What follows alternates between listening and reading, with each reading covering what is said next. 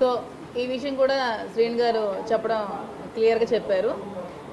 So ఇంతే, ఇంకా నేను చెప్పదలుచుకుంది ఏమంటే, ఈ ప్రాపర్టీ నాది కాబట్టి నా ప్రాపర్టీలోకి ఎవరు రావడానికి వీల్లేదు.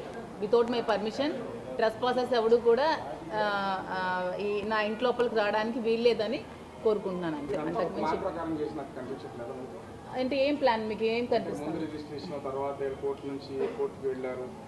అదే ఇప్పటికీ చెప్తున్నాను కదా, కోర్టుకి వెళ్ళడం వల్లే రిజిస్ట్రేషన్ చేశారు. అంటే కోర్టుకి కూడా వెళ్ళి ఇంకా నా డబ్బులు కోల్పోయి నా ఇల్లు కోల్పోయి ఇంకా నడి రోడ్డు మీద ఉండాలా అనే ఆలోచనతోనే రిజిస్ట్రేషన్ చేస్తారని ఇప్పుడు క్లియర్గా మీకు శ్రీను గారు చెప్తున్నారు కదా. ఇప్పుడు కోర్టుకి వెళ్ళకుండా ఏమి చేయకుండా అంటే నేను మీకు ముందు నుంచి అదే చెప్తున్నాను. నేను ఎక్స్పెక్ట్ చేసి డబ్బులు ఇవ్వలేదు, చేసిన దాన్ని అయితే ఆ రోజు రిజిస్ట్రేషన్ చేసుకొని ఉండేదాన్ని. ఇంక ఇది కూడా కోల్పోయి రోడ్డు మీదకి వచ్చే స్థితి ఉంది కాబట్టే నేను అడగడం జరిగింది, అతను రిజిస్ట్రేషన్ చేయడం జరిగింది. దీంట్లో ఏంటి, ఎవరు ఫ్యాబ్రికేట్ చేసింది, ఎవరు ప్లాన్ చేసింది ఏమీ లేదు. ప్లాన్ చేయాలంటే ఎప్పుడో ప్లాన్ చేయొచ్చు, 2 years బిఫోరే ప్లాన్ చేయొచ్చు. ఇప్పుడు ప్లాన్ చేయడానికి లేదు. ప్లాన్ చేసింది ఎవరు? ఆమె. వచ్చింది ఎవరు? ఆమె. 2 years ముందు రాని వ్యక్తి ఇప్పుడు ఎందుకు వచ్చింది అంటే 2 years తర్వాత ఇల్లు కనిపిస్తుంది, ఇల్లు కావాలి, ఇల్లు కబ్జా చేయాలనే ఆలోచనతో వచ్చింది. క్లియర్గా చిన్న పిల్లకి అడిగినా అర్థం అవుతుందండి ప్రతి ఒక్కరికి కూడా.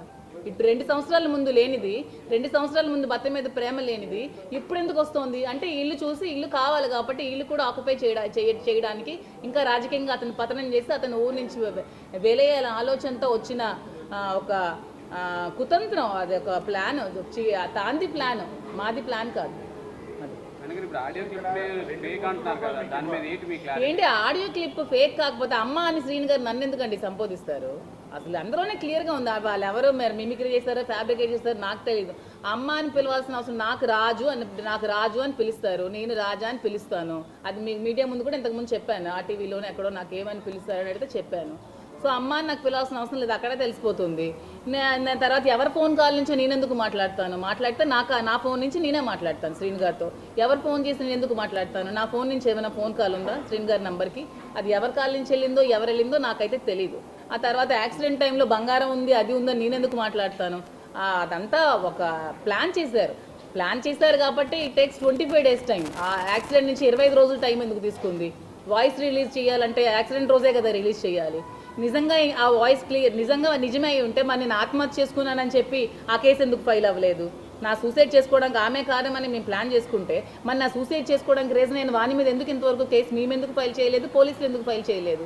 If it is true case file అవ్వాలి కదా ఆమె మీద. నా ఆత్మహత్యకు ప్రేరేపించింది ఆమె కాబట్టి, నా ఆత్మహత్య కారణం ఆమె కాబట్టి చేయాలి. ఆమె అది ప్లాన్ చేసి ఆ ఆడియో రెడీ చేసుకుంది అంటే అది కూడా ఒక బాగుంటుంది కదా, ఈ టైంలో రిలీజ్ చేస్తే ఆవిడకి సింపతి మాకు ఎగ్నెస్ట్గా ఉంటుందని ప్లాన్ చేసిన అది ఒక ఫ్యాబ్రికేటెడ్ వాయిస్ అండి. క్లియర్గా ఉంది, ఎవరైనా అర్థం అవుతుంది. అసలు నా వాయిస్లో పెప్ ఉంటుంది, ఎనర్జీ ఉంటుంది, జోష్ ఉంటుంది. ఆ వాయిస్లో శ్రీని గారు ఎప్పుడైనా అలా మాట్లాడారు మీరు ఎక్కడైనా చూసారా? చేసిన వాళ్ళు కూడా సరిగ్గా చేయలేకపోయారు. బెటర్ లక్ నెక్స్ట్ టైం ఎవరు చేస్తారో వాళ్ళని కొంచెం బాగా చేసి ట్రై చేయమని చెప్పారు. మేడం గారు ఇప్పుడు నిన్న మీరు చెప్పారు దువ్వాడ వాణి గారు విడాకులు ఇస్తే దువ్వాడ శ్రీనివాస గారిని పెళ్లి చేసుకోవడానికి నేను సిద్ధం అని.